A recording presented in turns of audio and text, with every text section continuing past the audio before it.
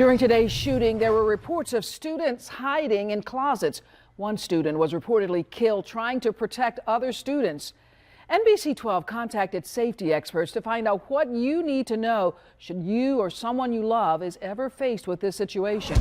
New at 11, Brent Solomon just back from speaking with a Central Virginia expert about today's shooting. Brent, what is he telling you? Well, Sabrina, Mike Jones is a former police chief who now advises companies and even schools on how to prevent an active shooter scenario. He says it's about knowing what to do before you have to do it.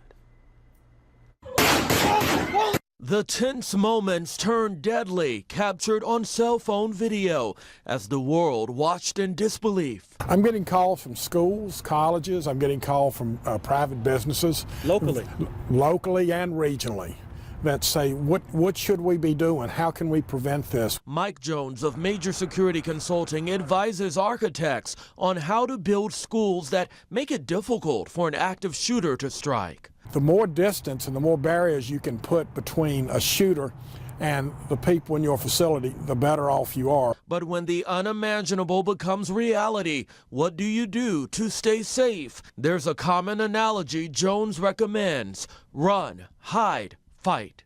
First off, know where you're running to. In your school, you should be very familiar with your surroundings, and that's called situational awareness. So if you hear something, run in the opposite direction. If you can't run, if the shooter's outside, hide. Hide where you can't be seen.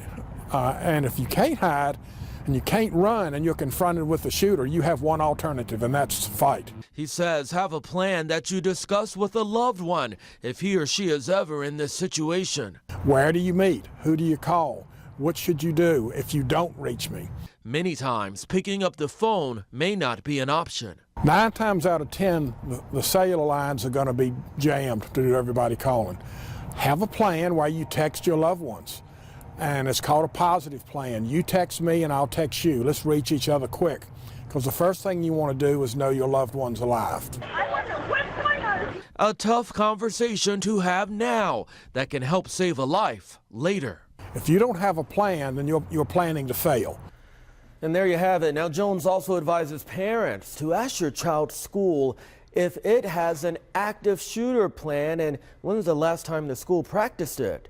He says during a crisis, your instincts will likely recall that training and put it to use when it's needed the most.